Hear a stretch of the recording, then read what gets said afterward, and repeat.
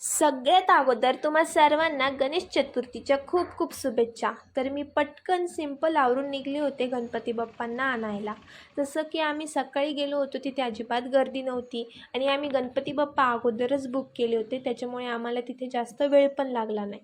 आम्ही अगोदरच ठरवलं होतं की आम्हाला गणपती बाप्पांची एंट्री बुलेटवर करायची, विथ फुल थाटामाटात अँड विथ फुल एनर्जी. आम्ही घरी निघालो. घरी पोचल्यानंतर आईने गणपती बाप्पांची नजर काढली, औक्षण केले.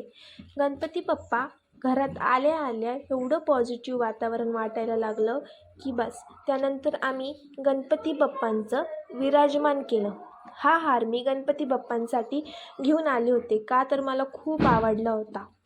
त्यानंतर आरती झाल्यानंतर रॉकी सगळ्यात अगोदर प्रसादसाठी तिथे उभा राहिला होता, का तर त्याला प्रसाद खूप आवडतो. हा आहे आमच्या गणपती बाप्पांचा final look with simple decoration. Ganpati बाप्पांसोबत माझी बहीणसुद्धा आली होती. हे आहे तिचं छोटंसं गोलू मोलू. रोहित दादासोबत मला गणपती आणायला जायचं होतं कल्याण रोडला. तिथं खूप गर्दी असल्यामुळे खूप वेळ लागला. मग गणपती बाप्पा घेऊन आम्ही घरी निघालो. आजचा व्लॉग मी इथेच एंड करते. गणपती बाप्पा मोरया.